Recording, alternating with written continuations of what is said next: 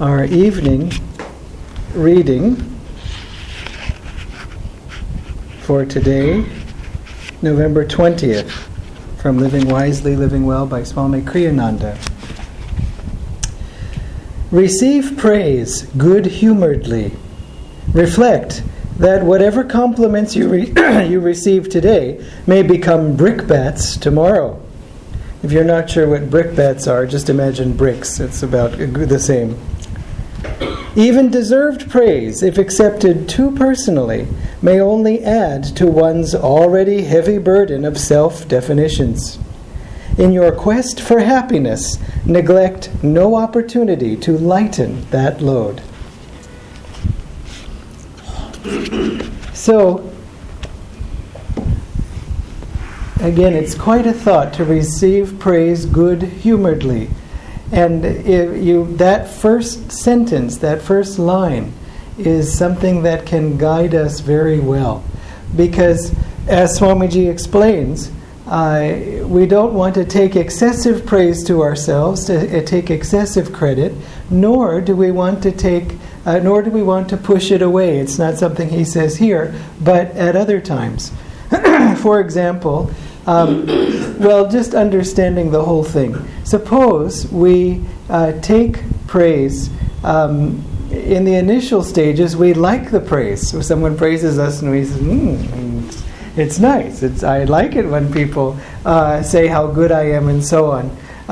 You'll see that all the time with little children. If they do something very well and they get praised very well for it, then they... then like even 3 days later they'll be saying, do you remember how I drew that picture? Wasn't that fantastic? Still trying to get some juice out of it. I remember when I was a little kid, I was at a a gathering of relatives. I don't know if that's called a party, but never mind. And so I was with these relatives. I was the youngest one, and I had read in a book that people use the phrase "on the contrary," which, basically means whatever you said, if you answer on the contrary, you're saying, no, not that, the other thing, And so I didn't know what it meant. So I read on the contrary, and I said, what does that mean? And they said, it sort of means, when you... And I said, okay, and I didn't follow the explanation. And then later on, my parents were saying to our cousins, and we have a system where he works to earn his allowance. And I said, on the contrary. And so they all burst out laughing, and I thought, wow, what is this magic spell I've just learned? Because it's sort of, for now, I have that same experience when I speak Tamil. It's like this magic spell, and then something happens, but I'm not quite sure of it. And so then they said something else, like, and what would we have for dinner tonight? And I said, on the contrary, trying to get more sort of praise and excitement out of it, which did not come until finally. I don't know if they were eyeing the duct tape meaningly, just to end this stream of words. So we like that praise, but then when we get onto the spiritual path, we find that we're more careful about the ego. And so then we say, I don't know if I want to take this praise to myself. And so we can make the mistake. There is the temptation to make the mistake of denying it. So if someone says, you did that very well, and you say, no, I didn't. No, it was nothing. No, it was terrible. Then it's actually not only ungracious, because here somebody has offered you something nicely and you've pushed it away, but in fact you've insulted their taste by saying, gosh, if you thought that was good, you don't know anything. They've said it's good, you're saying it's not good. And so it's better not to do that either. That just draws excessive attention to the ego in a negative way. And so it's better to try to avoid denying it or getting out of it. Haridas Ji and Nayaswami Haridas will sometimes say, God did something wonderful and I got to be there. If it was some people were praising him for a talk, for example, or for his beautiful chanting or something. And Swamiji would say, very often, God is the doer, because that's how he saw it. But he had a surprising experience once after a lecture when a young lady came up to him afterwards and said, "I really enjoyed your talk." And he said, "Well, God is the doer." And she said, "Really?" He would say, as if to say, "I knew it was good. I didn't know it was that good. I didn't realize God was speaking through you." And so, of course, that's not the way in which he meant it. But in this case specifically, though, let me read you again what he says, because it's a very deep teaching, as in fact they all are in this book. "Reflect that whatever compliments you receive today may become brickbats tomorrow." This is so true that, people like us, and if we come to, or what we do, and really they only like us because of what we do for them, if we're going to look at it rather with a bit of a jnanic approach. People are appreciative of you if you help them. Maybe they're appreciative, but if they are appreciative, it's for that reason. It takes, even as yogis we can say, I imagine saying of one friend of mine, "I learned so much from you," meaning through all the tears and all the bloodshed that I learned a lot about the experience. So we can sometimes be grateful in that we had to learn our lessons with someone in that way. But more to the point, some days people will appreciate, some people they will not, some days they will not appreciate. More accurately, we will have some people in our lives who will praise us for example, our spiritual ambition, and it will be for just that thing that others in our lives will criticize us. And so that's part of getting stronger. It's part of starting to become separate, individuated, free from the influence of other people's opinions. Be influenced by truth, not by opinion, even our own opinions. Saint Teresa of Lisieux in France, I think she was in France, she must have been, walked into a room and somebody said, "Oh, you're glowing, you look so radiant today." She said, "Oh, okay." And then she walked into the next room and someone said, "What's the matter? You look ghastly. Are you ill?" And so she said, from then on I decided never to listen to other people's opinions. Because it was the same face, but just one room to the next, it could change so dramatically. So be aware, ask rather, God, are you pleased? Master, are you pleased? And if you do have people whose opinions you respect, it's worth, seeing what they think on a particular decision you've made or something you've done, if you want to. But do things above all to please God. Also, we don't want to get too dependent on that praise, because if it turns to condemnation, it can be rather shocking. I will say this, that if you have something like that where everybody likes you and suddenly they don't, it's very shocking the first time. But then after that, the element of surprise is removed, and you say, "Oh well." As Swamiji saying was at near the end of his life, he was referring to this line from the Bible, which Master would quote all the time, which was that he who shall save his life will lose it, and he who shall lose his life for my sake shall save it. This is the wrong quote. He did say that, but it's not at all what I wanted to say. Seek ye the kingdom of God first, and all these things will be added unto you. I think this is the one. I should have done my research beforehand. And persecutions. In any case, whatever the quote is, if you live for God, you get all kinds of good things and persecution. That's the fine print that many people don't read at first, but they discover immediately. And so this persecution, Swamiji said, "Oh, persecution." He said, "I'm so used to persecution. I sprinkle it on my breakfast cereal in the morning." So, even deserved praise, if accepted too personally, may only add to one's already heavy burden of self-definition. And so you see, in this case, what he's saying here doesn't necessarily relate to other people now, leaving them out of the picture, whether they like us, whether they don't like us, or a thing that we did. That's actually a helpful technique. Swamiji said, if someone is angry at me, I don't see them as being angry at me, but angry or upset with the situation. That's often what it is. Someone is not really mad at you. They're mad because you're blocking their desire. sometimes is their desire is that you should do a certain thing, and which you're not able to do. So it ends up seeming pretty personal. But the point is, they're really just mad about the situation almost all the time. Even if there is no situation, they just don't like the look on your face.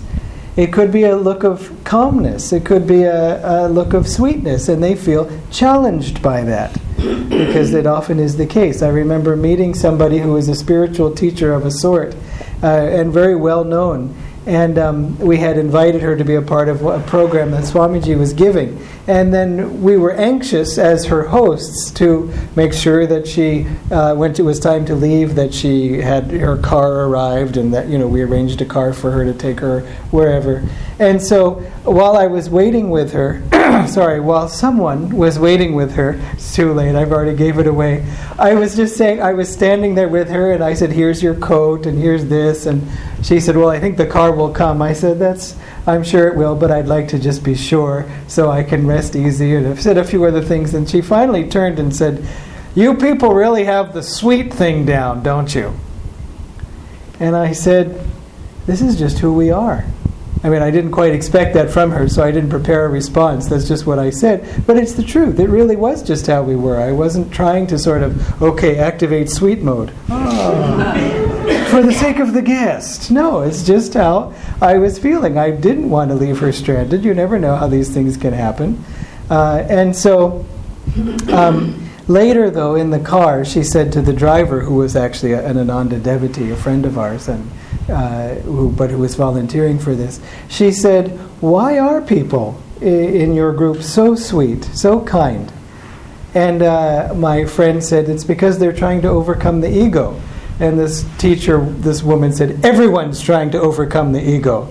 She said, why is it working in your group? And my friend said, quite wisely, I think it's because it comes from the top, from Swami Kriyananda. And my friend said, the woman, the teacher, who I would call a friend, she said, I think you're right. So we can keep that in mind as well, that we should look to those who have overcome the ego or are very close to see their responses, their reactions to things. That can also be a guide, rather than just looking to the television, which is just just all day long.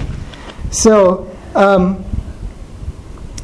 but if we accept praise to ourselves, it's funny, if you haven't had it before, this experience, but if you do something particularly well, even maybe to other people's surprise, but even to your own surprise, it can create a certain expectation, a self-expectation that, oh no, now I have a standard to perform to. I don't remember who it was, but somebody observed among Nobel-winning scientists, in physics, Nobel Prize and all, not mathematics, they don't have one for that, but science, other things, that they rarely did great work of that order again.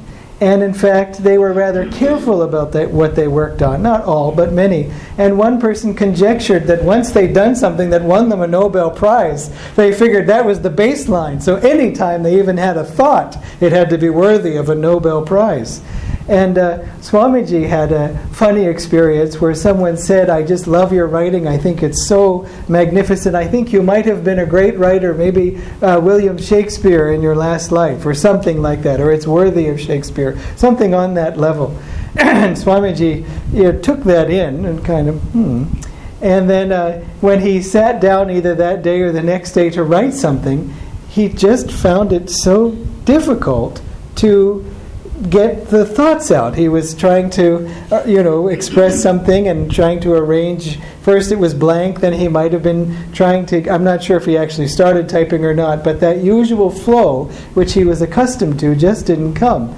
And he sat back and he wondered, what is going on? And then he realized in the back of his mind, he'd had this thought, I mustn't disappoint my public. And he said he then had a good laugh at his own expense, and then just let go of all of that, and then perfectly went on to write very easily, and the flow returned. If we're too self-conscious, is the point. If we're too, how will this look to other people? What will they think of me? And so on. And I have an impression. I have a standard to maintain. Then we're thinking not about what we're doing, or even about the other people we're helping, which is the point. I mean, you don't see a doctor coming in and saying, oh, well, do you see how nicely I'm dressed and how I put my hair in a new way and all these things? And, oh, I'm sorry, are you dying? Well, I'm almost done. And also my fingernails are cleaned. And I mean, it's like, no, it's about helping the people. That's why we're in the business. That's why whoever we're serving. I shouldn't say business, but you know what I mean. That's what we're here to do. No matter what we do, whether we're at home serving our family, in a company helping the customer or our colleagues, anything, we can look at it in terms of how am I helping others, not just what am I getting out of it. So we don't want to accept the responsibility for always having to be dazzling, because it'll restrict us further. And it will be harder for the divine to flow through us. And then finally, in your quest for happiness, neglect no opportunity to lighten that load of self-definition. This, incidentally, is why if you're involved in a spiritual group, it's very helpful to serve, to do seva. Because when we serve, not only do we stop thinking about ourselves, but we think about the people we're helping, which is a relief. To have some time of the day when we're not thinking about ourselves. But also, our energy flow is outward rather than just all here, so that's good. But also sometimes when serving, we get asked to do things that we don't know how to do, or that we wouldn't do maybe at home because somebody else does it, but suddenly now we have to do it. And that can be very helpful to break out of the self-definition. No, I don't really use the computer. Or no, I don't really clean or cook. Or I don't really know how to fix the plumbing problem. And, that may not be the first thing you get asked to do, but I've certainly had to learn my fair share of plumbing, because when it's broken, who fixes it? I mean, somebody has to. And so, don't ask me for plumbing advice. I would say call the plumber. That's my advice. But the point is that we break out of these thoughts of I am a certain kind of person, I do a certain thing, I have a certain skill, and I don't have the others. And so keep that in mind too. If you're not, if you can't do it in the context of a spiritual center or group or ashram, you can do it just in your own home. You might try taking on a task that someone else knows how to do normally, but you might figure it out. Maybe you could even trade and you could do something of yours. But still, it's very helpful to experiment in that way. So above all, let us lighten the load of self-definition, including taking the praise too seriously. Because as Swamiji has often said, any glory that there is belongs to God. So God bless you all.